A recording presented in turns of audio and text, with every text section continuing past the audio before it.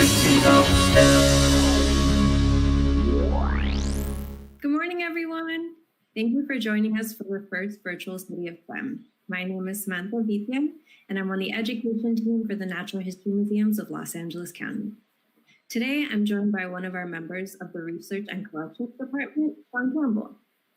Sean is a fossil proprietor of the Brea Tar Pits.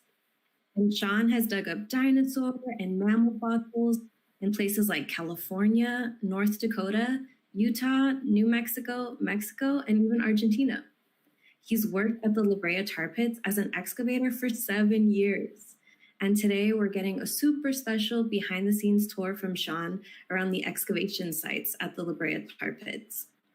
Now we'll have some time to answer any questions you might have at the end of the tour, so feel free to add them in the comment section. You'll notice Sean and I are not wearing masks, and that's just because we're far away from other people and in enclosed spaces. Now, Sean, how are you this morning? I'm doing great. It's good to see you. Thank you for the introduction. It's good to see you too. What's going on at the La Brea Tar Pits? Well, we have a lot going on. So we've been back for a little bit now as excavators, and I'm going to show you with my screen really quick all these wooden crates and boxes. This is called Project 23, and Project 23 is the project that I'm working on along with my coworkers and usually volunteers. Right now, we've suspended the volunteer program due to COVID, but usually we have tons of volunteers out here. And out of 23 boxes that were found in 2006, when LACMA, the art museum next door, decided to build an underground parking structure, they dug down about 25 feet, and between like 10 to 25 feet, they found these massive fossil deposits, which are huge accumulations of lots of fossils. And they were all covered with asphalt or tar. And they were boxed up because they wanted their parking structure and we wanted to preserve the fossils. And to do that in a timely manner for them, we needed to remove them from their location and bring them over here into our compound. Excuse me. And so since then, we finished 8 boxes entirely. So if you come over to the La Brea Tar Pits and come to our compound, you won't even see those boxes anymore because we measured out all the large fossils, collected all the matrix sediment grains and other little fossils like bones, plants, insects. We're finding all of that here. We're preserving, the tar pits have preserved pretty much the entire ecosystem dating back to various times. So one of the things that we've done is we've opened up every single box associated with Project 23, and we've radiocarbon dated at least one bone out of each one just to get an idea of how old is the entire project. And based off of those dates, it's about 30 to 50,000 years old. And each deposit, generally speaking, is at least a few thousand years worth of accumulation and collection. So in here, we have a massive fossil deposit. You can see there's thousands and thousands of remains tangled up into each other. And that's generally how La Brea finds its specimens in these deposits, just like this, because things were collecting over thousands of years. And then the movement of the oil, which turns into the crude asphalt, as well as the natural gases, is moving through. And then sediment coming off of the mountains covers up the unfortunate organisms that get trapped at the surface. And then the asphalt and natural gas permeates through the newly deposited sediment.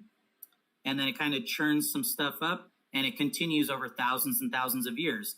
So right now, this is down in level 5, which is over a meter down. So this box actually used to be bigger. We've been breaking it down so people can watch us in Hancock Park as we excavate. And we've measured thousands and thousands and thousands of fossils out of this deposit alone over the course of the last few years. And I'm going to show you one of the fossils that recently came out. So this is a real fossil straight out of the box that I'm in right now. And this is a humerus. I'm going to turn it the right way. So this is a humerus or upper arm bone. So if you feel your bicep, inside your bicep is a humerus bone. This is the humerus of a giant ground sloth and we have 3 different species of ground sloth found at La Brea. This is the largest species and actually the most commonly found at La Brea as well, known as Paramylodon harlani, or the Harlan's ground sloth. This animal, if it was definitely full grown. I can tell based off of the epiphyses are fused, or the ends of the bones. They fuse later on in mammals. And all the epiphyses are fused, and it's a really big, large animal. So this was probably approximately 2,000 pounds. It was lumbering around Los Angeles. And so in this deposit right here in box 13, we found an adult ground sloth, multiple vertebrae or the backbones, ribs, things like that. And then we've also found saber-toothed cat, juvenile cubs of saber-toothed cat, dire wolves, their pups, coyotes, their pups, horse, bison. We even had a baby bison partial skull with the horn that came out of here. We had a mountain lion. Some of you that may be on our feed for social media just saw that we found our first skull of a raccoon ever. And it was in multiple pieces, and the lab actually identified those pieces and was able to glue them back together. So now we have our first ever skull of a raccoon that's approximately 32,000 years old. This deposit is about that. It's had a couple specimens dated, and they both came out at about 32,000. We know that the date range will grow when we get more dates coming in, but right now, based off of the evidence that we have, we know that this deposit is around 32,000 years old. I'm going to take you to a few different locations within our excavation compound so that we can see some other stuff that we've been working on and doing. So you can see we have a lot more work to do. You can see all these boxes that I'm passing. All of these are completely full of thousands, tens of thousands of fossils. All right, so this is box 9. So box 9, we started about 3 years ago now. And if you see where the top of those wooden beams are, that's actually where the original sediment level was. And we've brought it down to where we are now. So I'm standing down on the floorboards. We've gotten all the way down to the floorboards in the northern grids. So we set up a grid system. So north lines are drawn in blue chalk and west lines are drawn in pink chalk. And each grid is a meter square, and the levels are 25 centimeters. So right now I'm standing on level 9, and I'm resting the computer on level 5 in the southern grids. And I'm going to show you a fossil that came out, I think it was about a couple years now when we were farther up in the deposit, because this came all the way from level 2. And this is a saber-toothed cat skull that was found. And this material, everything that was found in box 9, we've had a couple specimens dated out of box 9. And this material is about 40 to 45,000 years old. So that skull of that saber-toothed cat, which is the California state fossil, because of Rancho La Brea, actually, because we have thousands of saber-toothed cat specimens. We have around 1,000 skulls. So we just added another one to our collection, which is really exciting and really cool. One of the best parts about La Brea is how well everything is preserved, and then how much material we actually have. So in science, you want huge data sets so that you can ask a lot of different types of questions. So the fact that we have, around 1,000 skulls of saber-toothed cats, and we have everything from very young cubs all the way to elderly adults, means that we can study things like ontogeny and the growth and development of the species and the animals through their lives. So like one of the things that La Brea really helped us figure out unequivocally was we found saber-toothed cat cubs that had their permanent sabers and their deciduous sabers, and their baby teeth actually had little sabers, which is really cute. Just that's an amazing thing. So sometimes during a specific age of the development of that animal, it actually had 4 sabers growing out of its mouth, which is really cool because the permanents were coming in. So I'm going to take you Now, so I'm going to show you a little bit more box 9. So we're trying to generate a wall. So you can see this is a cross section of the deposit, and you can see all these fossils poking out everywhere. This deposit is a little bit different. So in box 13, you could kind of see that it has that roughly conical shape, and it's more of kind of like a circular deposit when you look at it from a horizontal cross section.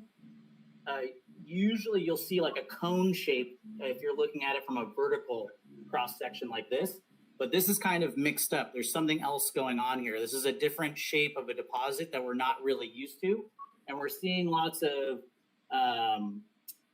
non-asphaltic sediment, and there might actually be stratigraphy in layers. So in geology, there's that law of superposition where the young stuff is at the top and was most recently deposited, and the old stuff is at the bottom.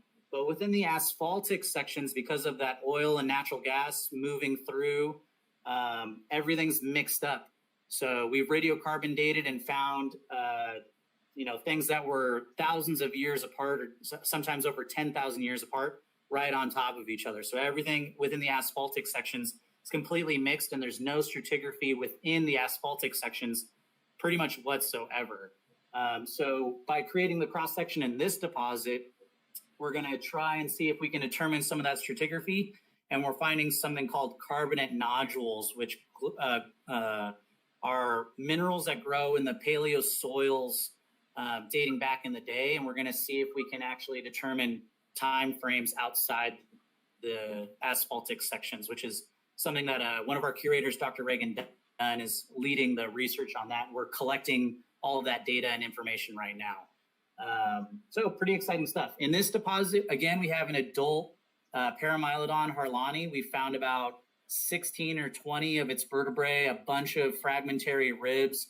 We've even found some of its sternebrae, and there's tons and tons of dermal ossicles. So these are little bony nodules that grow in the skin and hide of the animal as it was growing and developing, and it actually worked as like a bony armor. So the fur was like 6 inches thick, the hide was a couple inches thick, and then inside the hide and skin, there are actually bony nodules in the Paramylodon. So even though they weren't the quickest of animals, they were slow, they were sloths. Not as slow as tree sloths, but still pretty slow comparatively to like saber-toothed cats and mountain lions and dire wolves. They were able to protect themselves with other forms of defense like that. And then I'm going to take you out of box 9. We're going to go to another section. So those are the 2 boxes with Project 23 that we're primarily focusing on right now. And we're going to go over to a historic excavation site that we still work on usually every summer. This summer it was canceled due to COVID. But for the last 5 years before that, we had been in here every summer. So this is Pit 91. So Pit 91 was originally opened in 1914, and they got about 10 feet down. And back then they dug 96 deposits in about 2 years, which is crazy. And they found pretty much the bulk of the collections that really helped establish Rancho La Brea and the La Brea Tar Pits to be the amazing fossil site that it is. But in 1915, they stopped excavating and they left Pit 91 so that visitors could come see what the fossils look like in the ground in situ where they originally were deposited. And unfortunately, they didn't use the shoring boards back then, so everything kind of caved in. But in 1969, they reopened this deposit, and that's when we started looking for these small organisms. So we started identifying more of the plants and the insects and the really small mammals like rodents and things like that they didn't necessarily really care about back in the early 1900s. And our species list for this paleo site went from about 200 species identified to today we're at over 650 species identified. And the thing that we're concentrating on the most now is focusing on trying to figure out when certain species were living here at different times and trying to see if we can figure out climate change based off of the organisms that were living here. So that's primarily where a lot of our research is going towards right now. So we had a big NSF grant, the Food Webs grant, that's trying to do that with Project 23 material using 4 to 5 deposits, including 13 and 9, which is why we've been excavating in those over the last few years, because we needed to generate a data set for that NSF grant. So NSF is the National Science Foundation that awarded us that grant, so just in case anyone wanted to know that. Yeah. And then when we process matrix, so this is the Chem Shed right here. Whoops, sorry. That's the Chem Shed. And inside the Chem Shed are all of our chemicals. So we use N-propyl bromide and heated biodiesel to break down the oil and asphalt that covers these remains. And then we'll use a bucket just like this one to sift out all of the really fine dust and sediment. And then we find, can you see that? We find all these rocks, cleaned rocks and fossils. And there's, in this little batch that was only 9.2 pounds, there's hundreds and hundreds of little fossils that we either didn't see while it would just take us too long to measure out every single little teeny tiny bit and fragment. So we literally have millions and millions of fossils when you look at the small stuff coming out of the La Brea Tar Pits. So it's pretty incredible. And then going back here, this is an active seep. So this was an old excavation site. This is pit 10, and it's still active. So right now it's kind of dirty and dusty, and it's getting a little bit cooler, so it's not moving around as much. But during the summer, everything inside the stone area becomes like a jet black, really liquidy and gooey. You don't want to step on it. And we still get plants and insects and other things being trapped even to today. And this was the only deposit where human remains came out of. So La Brea woman was found in 1914. And we only found fragments of her remains, so parts of her skull, most of her pelvis, and a couple other isolated bones. And she was about 18 to 21 years old when she died. And she dates to about 10,000 years ago. So what's interesting about the La Brea Tar Pits is the asphalt is still coming up all over the park. So really the collection is modern day all the way back to about 55,000 years ago plus. Radiocarbon dating doesn't really work past 55,000 years. We only had a couple specimens that came out too old to be dated. Most of everything falls within 10 to about 50,000 years, but there are some things that are older and some things that are younger. And so in the early 1900s, when they dug 96 deposits in 2 years, some of those deposits were only like 3,000 years old or 6,000 years or only a couple hundred years old. And so that was the only time where they found archaeological materials, remains, artifacts, things like that. In all of the current excavations that we do now, Pit 91, all of Project 23, it's just simply too old to find any human remains whatsoever. And the other thing I want to point out really quick is even though I've worked on dinosaurs, there are no dinosaurs found at the La Brea Tar Pits. It's only ancient mammals. And not even that ancient. It's just the end Pleistocene. It was like 10 to 50,000 years ago. So really just last weekend, geologically speaking.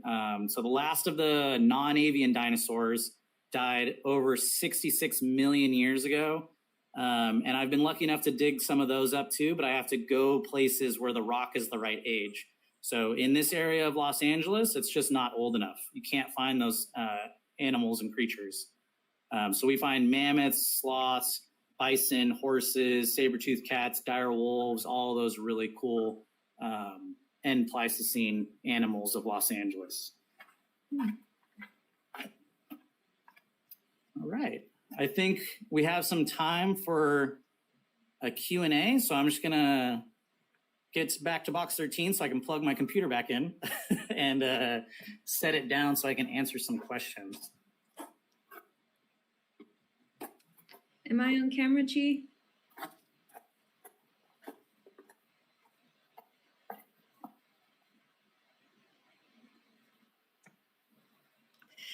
All right, Sean. So we have a couple questions from the public.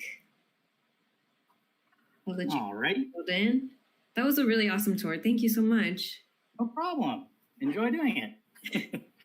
So someone wants to know, how old do I have to be to volunteer at the Brea Tar Pits? So you have to be at least 16 years old. And we train you how to do everything. So you don't even actually have to have any real experience in paleontology before you get here. We might start you off in the lab and get you kind of situated, show you how to work with the specimens, show you how to identify the specimens. Because some people have a hard time even telling the difference between rock and fossil to begin with. But once you get that down, then we will bring you out to the excavations. And then myself or someone else that works with me would train you how to excavate and find all the fossils. And right now, unfortunately, the volunteer program is on hiatus due to COVID.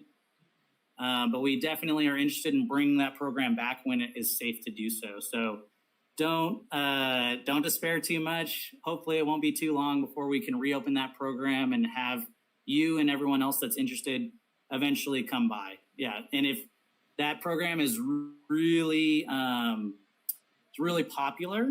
So if you don't get it immediately, don't give up. Just kind of keep applying until you get in, because slots only become available every so often. Awesome. And I started out as a volunteer before I became a staff member, so that's something to think about.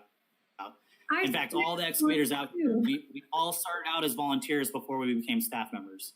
So getting that experience is really, really important. So do internships, volunteer programs. If you're interested in natural history in any shape or form, there's something out there for you to get experience. And I highly recommend doing it while you're doing other things. So when I was going to college and I was working full time, I just tried to find some time here and there to volunteer, intern, and do all those sorts of things. So it's really worth it and it's really valuable. And then you're donating your time to something that's a really great cause, and then you're going to have fun and meet amazing people that you'll probably really get along with as well. So go for it. Absolutely. I was just saying, I actually started my my route in the museum as a volunteer as well. So I encourage everyone to start as a volunteer. Someone else is asking, does California have a state fossil? Yeah, so the state fossil of California is the Smilodon fatalis, or the saber-toothed cat. And it is that because of Rancho La Brea and how many specimens we found. In fact, we have a whole North American land mammal age named after Rancho La Brea. So it's the Rancho La Brea North American land mammal age. And that's because La Brea typifies what was around in North America during about 250,000 years ago with the introduction of bison into North America to about 10,000 years ago. So that whole age is known as the Rancho La Brea North American land mammal age because of us. So same with the state fossil. And then there's also a new state dinosaur, which NHM, our parent institution, the Dinosaur Institute over there, Augustina Lofus, that's a brand new state dinosaur that came out 2017, 2018. They got that through legislation, so that's pretty cool. Yeah. Awesome. We have another question. How old were you when you knew you wanted a career in STEM? Sorry, you froze a little bit. I'm going to assume that the question was, how old were you when you knew you wanted to do what you do? In STEM. Oh, okay. Yeah. So I've been lucky enough to kind of always be involved with programs that were STEM-like. So I was just really lucky growing up to be involved in a lot of schooling that was already heavily focusing on that. So I didn't even I didn't have a choice. They threw me right in, which I'm super lucky and appreciative that I was allowed to do stuff like that. And as far as natural history, the same sort of thing is true. I've kind of had a natural inclination to enjoy nature, enjoy history, enjoy natural history. And I've always been interested in reading books.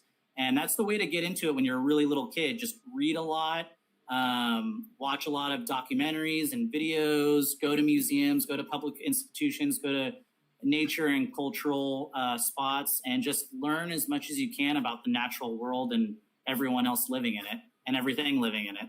And then if you want to get involved into like a museum program and become like a museum professional and staff member, make sure that you get into internships, volunteer programs, and then your schooling just needs to be, you definitely want to go to college and get those degrees, and you want to get it in something that's related to the field in which you're most interested in.